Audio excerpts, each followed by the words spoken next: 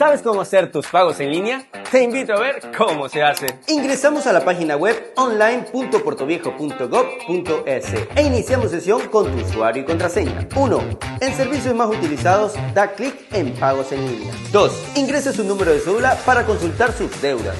En esta ventana acepte los términos y condiciones y luego dé clic en el método de pago de su elección. 3. Seleccione si su pago es total o parcial. 4. Ingrese los datos de su tarjeta. Y finalmente, clic en continuar con el pago. Y listo, el comprobante llegará a tu correo registrado. Por amor a Puerto Viejo, todos aportamos.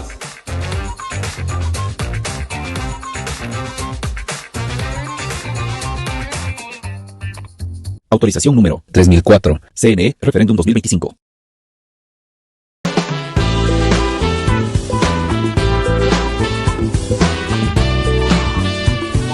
Bienvenidos a este su espacio de entrevistas a personajes del ámbito público y privado. Después de una pugna permanente, un conflicto frecuente entre el presidente Daniel Noboa y la Corte Constitucional por cambios en la Constitución, por algunas preguntas que se habían planteado, finalmente la Corte decidió darle paso a la convocatoria a un plebiscito, a una consulta popular que busca la instalación de una Asamblea Nacional Constituyente. ¿Cuáles son los desafíos del Ecuador? ¿Qué implica este cambio tras 17 años de la vigencia de la Carta de Montecristi en otros tiempos políticos, allá en el año 2007?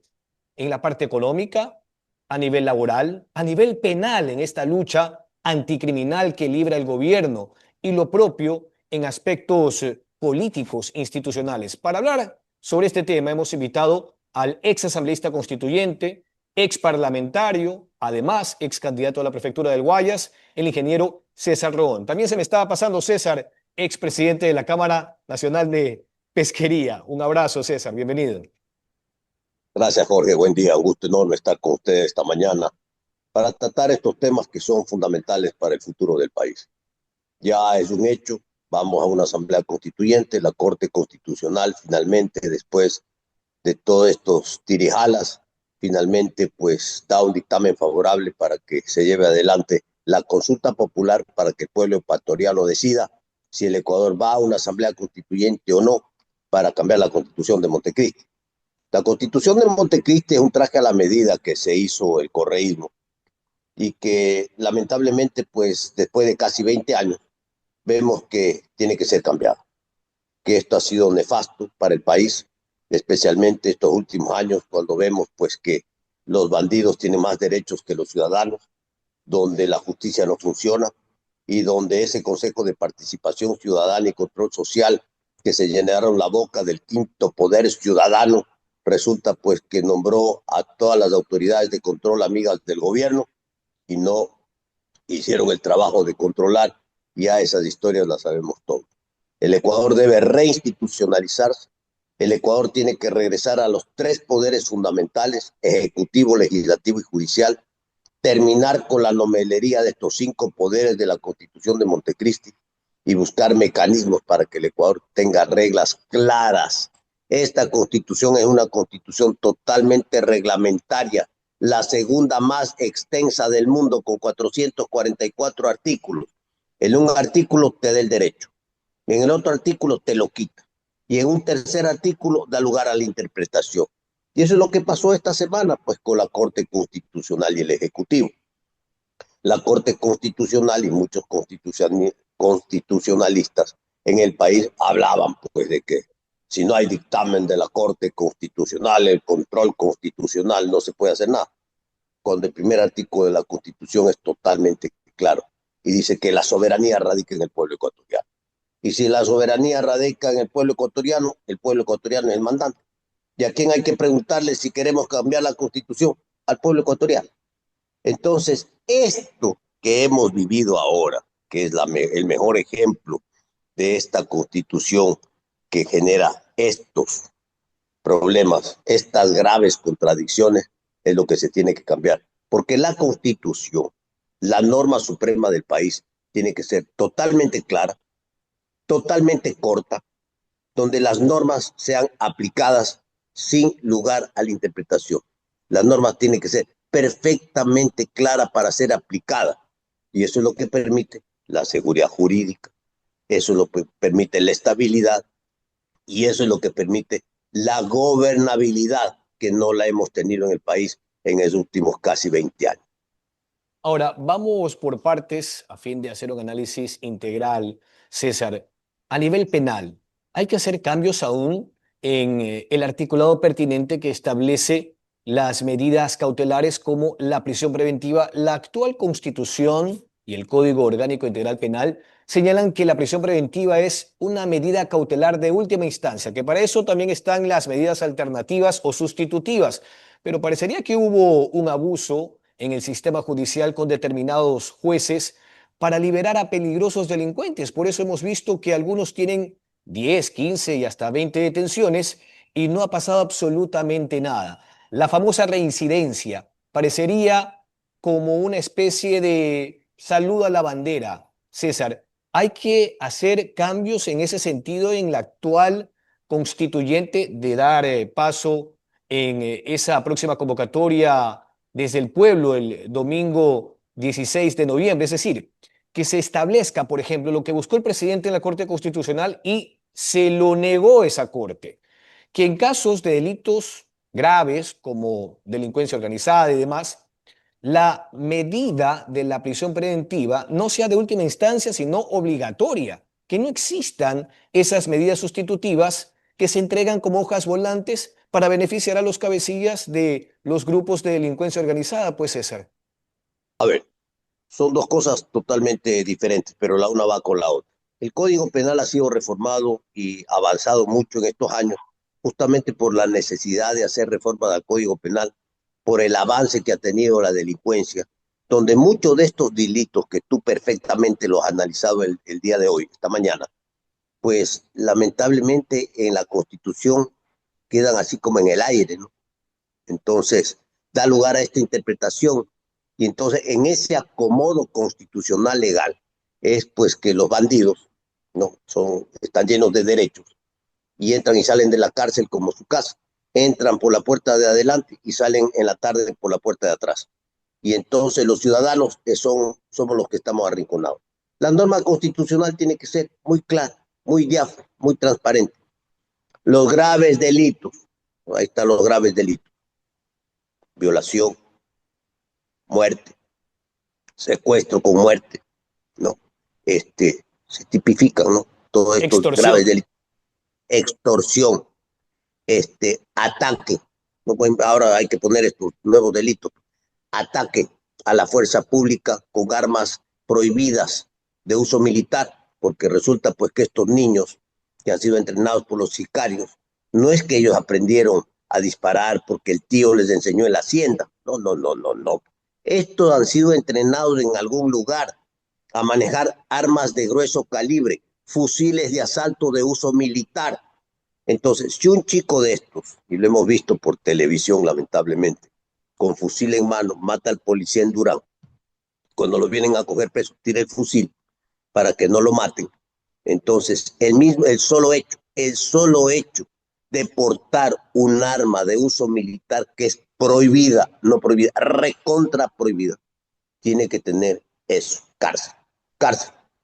O en este caso, pues, para el tema de la defensa personal, tendrá que tener muerte. Y estas leyes tienen que ser totalmente claras para que las Fuerzas Armadas, la Policía Nacional, puedan actuar con la ley en la mano. Entonces resulta que hoy día no se los puede disparar porque tienen que primero matar al policía o al militar para poder dispararle al bandido. ¿Qué es esto? ¿Qué es esto? Hemos visto ahora, hace 2, 3, 4 días de las protestas pacíficas, entre comillas, ¿no? Que han elaborado unas bazucas caseras. Esas bazucas caseras las han hecho en algún taller, porque ese es un tubo que ha ido a algún torno, donde hay torno, mecánico y soldador, donde meten el volador, el cohete, lo prenden y sale disparado entre 100 y 150 metros. Casi le pega al helicóptero. Si le pega al helicóptero, que vimos el video todos los ecuatorianos, lo tumba el helicóptero porque le pega en la cola al rotor y cae el helicóptero y mata a todos los que están en el helicóptero. Eso es lo que hemos visto. Eso es lo que hemos visto. Todo esto hay en el Ecuador. Y a estos señores pues, no los han detenido. Ojalá los detengan a un hito nomás. Con que cojan a uno, vamos a saber de dónde se sacan, dónde las hacen, dónde las fabrican, ¿no? Y para qué las usan. Porque entonces no es ya un hecho de protesta social amparado en la Constitución al derecho a protestar. Esta es una protesta violenta, terrorista, con armas de grueso calibre, ¿no? Sí, de fabricación casera, ¿no? Pero no tan casera porque no la han hecho en la casa, sino en algún taller especializado para poder bajarse a la policía y a la fuerza pública. Entonces, esto que está viviendo el Ecuador es lo que no puede seguir viviendo. Y para eso se necesitan leyes totalmente claras, no interpretativas ni reglamentarias, que definan los delitos para ser sancionados y aplicados correctamente. Y ahí termina el asunto. Ahora, en la parte judicial también hay que observar su estructura. Le pregunto, César, la constante auditoría o vigilancia, procesos disciplinarios estrictos y sin temor ni favor a jueces que se dediquen a liberar a peligrosos delincuentes. Le pregunto, este Consejo de la Judicatura, cuya conformación es eminentemente política, a través de ternas presentadas por el Ejecutivo, el Legislativo, el Poder Judicial que preside ese organismo, la Fiscalía General del Estado y la Defensoría Pública, han garantizado estos delegados o esta conformación, que dicho sea de paso, tuvo un cambio en la Carta de Montecristi a los pocos años de haber entrado en vigencia. Acuérdese que esto se modificó en la consulta popular del año 2011, en mayo. Todo esto impulsado por el expresidente Rafael Correa Delgado. Le pregunto, ¿hay que hacer también un cambio en ese sentido? Porque algunos exfuncionarios del gobierno, por ejemplo, José de la Gasca, dijo que él no le molestaba esa conformación. Le pregunto, ¿hay que mantenerla a la luz de lo que ha pasado en el sistema judicial, metástasis, purga y demás? Estos son criterios, ¿no? Criterios, yo respeto los criterios. Yo no estoy de acuerdo con ese Consejo de la Judicatura. Y peor de la manera como se elige. Ahora pues hemos visto que los acaban de elegir en estos días de esta semana. Resulta pues que los miembros del Consejo de Participación y Participación Ciudadana, que son los que acaban de elegir este nuevo Consejo de la Judicatura, son los suplentes de los suplentes de los suplentes. Ninguno está legitimado. Estos señores que nos representan en ese consejo, que a mí no me representan, por cierto, llegaron ahí con menos del 3 y 4% de votación. Estos son los jueces que eligen las autoridades de control judicial, que es otro acomodo, es una vergüenza. Al igual que ese Consejo de Participación Ciudadana y Control Social que tiene que desaparecer, también tiene que desaparecer ese Consejo de la Judicatura. La justicia tiene que ser renovada, y renovada para bien. Tenemos que regresar a la Corte Suprema de Justicia, donde los altos magistrados son los que tienen que emprender y tomar acciones contra todos estos desafueros que hay para que los jueces puedan ser sancionados y cambiados. Tenemos que regresar al sistema de cooptación para que nadie le meta la mano a la justicia. Tenemos que valorar a los jueces y fiscales. Hay buenos y serios, pero de los otros hay bastante bandido que tiene que ser sacado del manejo y de la administración de justicia. Y eso se puede hacer con una nueva constitución para que por sorteo el primer tercio sea renovado y para que todos estos que tienen problemas de sanciones y hoja de vida muy manchada también puedan ser cambiados. Entonces realmente aquí hay que hacer mucho, porque lo que más nos está debiendo el día de hoy en el país es la justicia. Parte de la gran queja que tienen las Fuerzas Armadas y la policía es que entregan a los bandidos y a los 4 días están sueltos. Y después de 2 meses en el siguiente operativo vuelven a coger al bandido, al mismo bandido que lo cogieron hace 2 meses. Y entonces, ¿cómo vamos a poder resolver y terminar el problema de delincuencia si los delincuentes entran y salen de la cárcel como llegar a su casa? Entonces, estos temas de fondo son los que se tienen que cambiar, porque no puede ser política la justicia, ni tiene que ser del gobierno de turno que controle la justicia, ni tampoco el Consejo de Participación Ciudadana. Eso es lo que tenemos que institucionalizar. Tenemos que ir a una asamblea bicameral, que esa es la tradición política del Ecuador. El Ecuador en las 19 constituciones, 13 son bicamerales, solo 6 son unicamerales. Y el periodo más largo ha sido este de 40 años, donde el más largo es este con la Constitución de Montecristo. Entonces, esto es lo que tiene que cambiar, porque si ya no va a haber Consejo de la Judicatura, ya no va a haber Consejo de Participación Ciudadana y Control Social, ¿quién va a nombrar en este caso a las autoridades de control? El Congreso de la República. Pero dentro del Congreso también hemos vivido por la unicameralidad en años pasados, que el Congreso se ponían de acuerdo los amigos y nombraban a los amigos también para el control. Entonces, por eso se necesita control político cruzado en el Congreso. 2 cámaras, para que la Cámara Baja, que recibe las ternas, nomine, propone, y la Cámara Alta designa. Y si no sirven las ternas, ¿no? Devuelve las ternas para que nombren mejores elementos en beneficio del país. Eso se llama control político cruzado, que hoy no lo tenemos. Por eso es que tenemos que reinstitucionalizar al Ecuador para que el Ecuador vuelva a tener transparencia, justicia y claridad de normas que permita al país avanzar. Sí, estamos conversando con el ingeniero César Ron, quien además ha sido ministro de Estado, fue ministro de Transporte y Obras Públicas en el gobierno de Guillermo Lasso Mendoza. Analizamos esta convocatoria a una Asamblea Nacional Constituyente.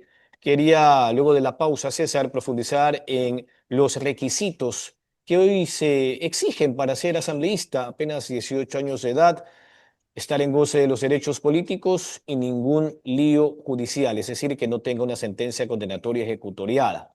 Vamos a ver si solamente eso es lo que se necesita para elegir un asambleísta o si hay que también introducir cambios a partir de esta nueva Asamblea Nacional Constituyente. Pausa y volvemos.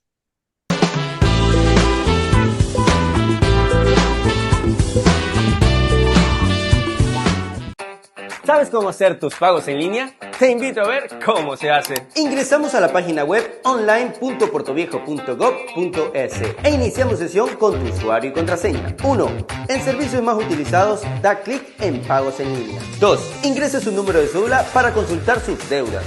En esta ventana acepte los términos y condiciones y luego dé clic en el método de pago de su elección.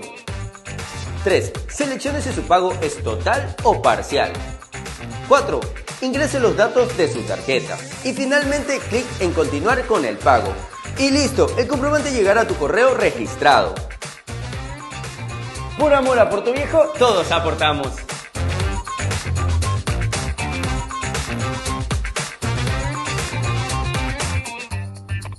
Autorización número 3004. CNE, referéndum 2025. ¿Vas a comprar algo?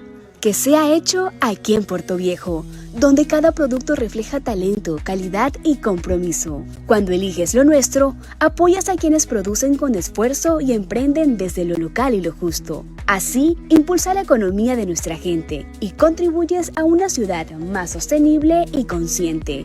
Elige lo nuestro. Puerto Viejo, ciudad del comercio justo. Puerto Viejo, Alcaldía, crecemos juntos. Autorización número 3005. CNE, referéndum 2025.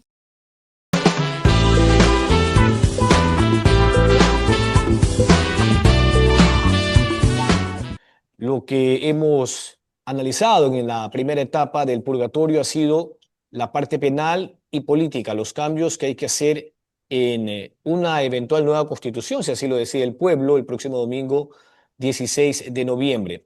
Yo planteaba las condiciones para ser asambleísta, César. ¿Estas que existen son las que se deben exigir? ¿Hasta allí está bien? ¿O de pronto tendríamos que pensar en requisitos un poco más estrictos? Quizás no títulos profesionales, porque allí hay quien tiene su observación, ¿no? Yo antes pensaba que si a la asamblea se iban a proponer leyes, al menos abogados deben ser los que tengan que ir a un parlamento, pero a la luz del principio constitucional de que todos tienen el derecho de elegir y ser elegidos, ¿cuál sería una nueva exigencia que pueda garantizar al menos que no lleguen al parlamento personas que no cuentan ni con la mínima preparación, pues, César? Lamentablemente, por la Constitución, porque esto está en la Constitución, el gobierno, cuando manda la consulta al Consejo Nacional Electoral y a la Corte Constitucional, porque esa es la vuelta que se echaron, estableció en el estatuto solamente lo que dice la Constitución, 18 años, estar habilitado de los derechos políticos y no tener ningún caso reñido con la ley.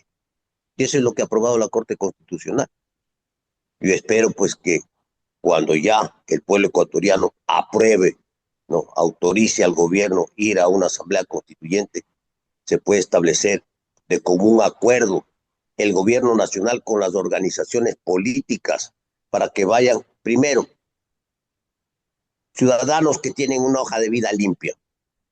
Lo primero. Segundo, ciudadanos que tengan experiencia, no necesariamente es el título académico, puede ser que eso sea peyorativo, ¿no? Pero sí es de desear que tengan un título mínimo, ¿no? Poner condiciones mínimas que debería ser un título de tercer nivel y tener cierta edad para que este nuevo constituyente tenga cierta experiencia de vida, ¿no es cierto? No me atrevo a decir la edad, será 31 años, será 35 años, porque hemos visto ahora, en la actual asamblea, que hay jóvenes menores de 30 años, que su primer trabajo es de ser asambleísta, y entonces, sin ninguna experiencia, estos jóvenes asambleístas no están en la capacidad, al menos de entrada, de hacer ninguna ley, a no ser que los asesores les ayuden y los guíen y los centren para poder presentar proyectos de ley. Es más, algunos de ellos ni siquiera han podido intervenir todavía en la Asamblea Nacional. Ha habido casos en las asambleas pasadas que hay asambleístas que durante los 4 años no intervinieron nunca, y hay otros que intervinieron 1 o 2 veces. Entonces, esto que ya se ha vivido en el país es lo que tiene que cambiar. Y el pueblo ecuatoriano, y en esto va a tener que tener realmente un trabajo muy importante, la comunicación, ustedes, los periodistas, de orientar esto adecuadamente, para que las listas sean hechas con los mejores hombres y mujeres, para que el pueblo ecuatoriano escoja bien a sus asambleístas, para poder cambiar la Constitución. Porque si vas gente sin experiencia, sin formación, sin preparación, no va a haber ningún cambio. No va a haber ningún cambio. Y nos estamos jugando el país. Estamos hablando de reinstitucionalizar el Ecuador. Y por lo tanto, pues tenemos que hacer las cosas bien, porque no es juego, nos estamos jugando el futuro del país. Durante tantos años no se ha podido cambiar ni la Constitución ni las leyes. Y por lo tanto, eso es lo que tenemos que hacer en el Ecuador el día de hoy, con absoluta responsabilidad. Organizaciones políticas, ciudadanos y prensa, orientar adecuadamente para que este ejercicio sea un ejercicio que le permita al Ecuador salir adelante. Hablemos entonces ahora de economía, César, un tema que a usted le apasiona bastante. Generación de empleo, desmonopolización de los sectores estratégicos, pues para que no le pase factura de nuevo semejante estiaje del año 2024 al Ecuador en materia de generación eléctrica y demás, y dejar a un lado estos procedimientos de autorización, de concesión, sino ir directamente a la posibilidad de que entre la empresa privada, la gente que tiene el capital. Está clarísimo que en el país no hay dinero. Cada gobernante que llega a su turno tiene que estar haciendo malabares y convertirse literalmente en mandrake para ver cómo va bajando o capeando ese déficit fiscal, los nuevos compromisos con la banca internacional, sus exigencias y demás. ¿Qué es lo que hay que hacer en esa materia? Hay que partir pues de que la Constitución de Montecristi es una constitución socialista. Y entonces en la Constitución socialista de Montecristi resulta pues que todos los bienes estratégicos, ¿no?, son del Estado.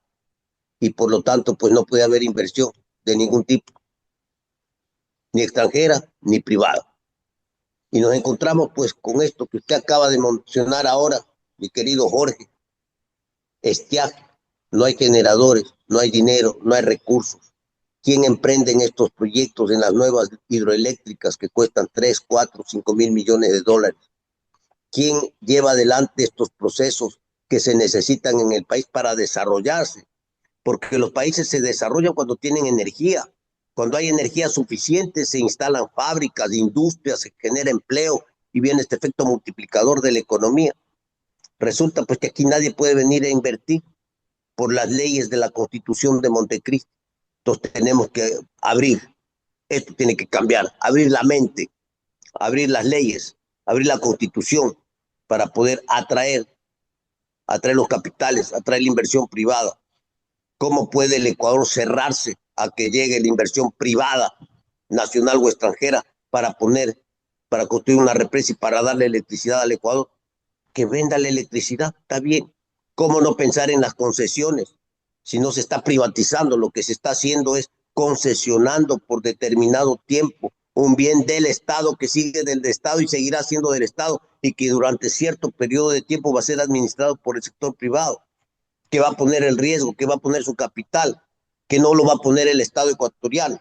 Entonces, estas cosas que mentalmente, estructuralmente, ¿no?, se bloquearon en el Ecuador hace más de 20 años, es lo que se tiene que cambiar. Por lo tanto, pues esta es una de las grandes diferencias que debería tener la nueva constitución que se tiene que elaborar, donde el Ecuador tiene que abrirse al mundo definitivamente para poder desarrollarse. Ahora, también hay que pensar en el trabajo, ¿no? La generación de empleo. Aun cuando el primer antecedente no fue el mejor para el presidente Daniel Noboa. Acuérdense, en la consulta de abril del año pasado, la gente dijo no al trabajo por horas. Quizás no hubo un plan comunicacional efectivo desde el Ministerio de Trabajo para que la gente sepa que no se estaba conculcando ningún derecho. Ahora, el presidente estuvo insistiendo en el caso del trabajo por horas de manera exclusiva para el sector turístico y por allí la Corte Constitucional no se opuso, dio un dictamen favorable. Pero claro, hoy tenemos básicamente tres preguntas: bases militares extranjeras, eliminación del financiamiento estatal a los partidos y la convocatoria de una Asamblea Nacional Constituyente. Le pregunto, si ya se llegara a instalar esta constituyente, ¿debería mantenerse ese último criterio, solamente trabajo por horas para el sector turístico, con la posibilidad de ampliar ese espectro de manera progresiva? Jorge, este es un tema bien delicado y muy sensible. Y aquí se confunden, cuando se empieza a hablar de reformas laborales, aquí se confunde todo. Entonces salen los sindicatos que les van a quitar los derechos. Aquí hay que dejar bien claro, lo que está vigente de acuerdo a la normativa, que siga. Listo. Lo nuevo, de hoy para adelante, porque no podemos ser retroactivos en derechos, sino de aquí para adelante. Lo nuevo, abrir nuevas modalidades de empleo. Hemos visto y vemos todos los días y durante estos años más, miles y miles y miles de latinoamericanos de todos los países, caminando todo Centroamérica para llegar a los Estados Unidos, para conseguir trabajo. ¿Y sabe cómo trabajan allá? Por horas, por horas. El sueño americano se ha convertido para los latinoamericanos en ir a los Estados Unidos para trabajar por horas. ¿Y qué ha dado eso como resultado? Que los migrantes, los ecuatorianos que se han ido a los Estados Unidos, manden las remesas a las familias, que tengan allá 2 y 3 trabajos, porque el hombre que se vaya se rompe el alma trabajando. Pues trabaja en esta fábrica, trabaja vendiendo hot dogs, trabaja de chofer, 3 trabajos, y hace billete, ahorra, mejora sus condiciones de vida de allá y manda para la familia. Entonces, estas modalidades, que son modalidades que utiliza el mundo desarrollado y que el Ecuador, que no se ha desarrollado y que sigue en el subdesarrollo, no las quiere utilizar, esto hay que introducirlas como alternativas al trabajo en el país. Y esto va a permitir, lo que hablábamos hace un momento, que venga esa inversión extranjera, que vengan las inversiones eléctricas, que se construyan nuevas plantas, se hagan inversiones y se dé trabajo a los ecuatorianos. Nosotros los ecuatorianos lo que queremos es que haya trabajo. China, país comunista, ¿qué hizo? Hace 40 años, después de la muerte de Mao Zedong, ¿qué hizo China? Abrirse al mundo, poner alfombra roja para que vengan las inversiones extranjeras. Y llegaron los alemanes, llegaron los constructores de carros, de todo, de motos, de cohetes, de todo a China. Y China estaba feliz. ¿Por qué? Porque daban trabajo a los chinos. Y hoy en China hay hartos nuevos millonarios chinos. Entonces, Eso es lo que nosotros tenemos que replicar. Oportunidades, trabajo, abrir el capital, abrir las inversiones, y lo que nos interesa en el Ecuador es que haya trabajo para nuestra gente, para que el país pueda desarrollarse y cambiar. Entonces, estos son cambios fundamentales, estructurales, que debe tener esta nueva constitución, porque vemos que el socialismo del siglo XXI no ha funcionado. Es más, ya vemos los resultados en países donde durante 60 años no ha funcionado, y en otros nuevos que han querido acogerse a esta corriente de pensamiento en los últimos 20 y 30 años, están quebrados. César, estamos por concluir. Le pregunto si usted ya tuvo su experiencia como asambleísta constituyente en Montecristi. Se instaló, me acuerdo, en noviembre del año 2007 y concluyó en julio del año 2008. Ya luego vino el referéndum en octubre y se aprobó la Constitución. En esta ocasión, ¿usted estaría interesado en volver a participar para postularse a una Asamblea Nacional Constituyente? Pienso de pronto creo que ya ha anunciado su apoyo por el sí a esta consulta popular. ¿Podría pensar en aquello usted? Jorge, siempre estoy dispuesto a servir a mi país, desde cualquier trinchera que nos toque hacer. Si es el momento de servir al Ecuador nuevamente, lo haré con mucho gusto. No me inclino por ninguna organización política, yo soy independiente, así es que ya veremos cómo termina este proceso, cómo avanza la consulta popular, cuáles son los resultados, y entonces ahí ya tendremos más clara la figura todos los ecuatorianos, y ahí tomaremos una decisión si es importante servir nuevamente al país, que siempre estaré dispuesto a hacer. Listo, César, muchas gracias. Agradecemos la comparecencia del ingeniero César Roón, ex ministro de Estado, ex asambleísta constituyente, ex parlamentario y también ex presidente de la Cámara Nacional de Pesquería. Ha sido un placer, César. Gracias por atender esta entrevista. Gracias, Jorge. Igualmente con ustedes, hasta la próxima. ¿Sabes cómo hacer tus pagos en línea? Te invito a ver cómo se hace. Ingresamos a la página web online.puertoviejo.gov.es e iniciamos sesión con tu usuario y contraseña. 1. En servicios más utilizados, da clic en pagos en línea. 2. Ingrese su número de cédula para consultar sus deudas. En esta ventana acepte los términos y condiciones y luego dé clic en el método de pago de su elección. 3. Seleccione si su pago es total o parcial. 4. Ingrese los datos de su tarjeta. Y finalmente, clic en continuar con el pago. Y listo, el comprobante llegará a tu correo registrado. Por amor a Puerto Viejo, todos aportamos.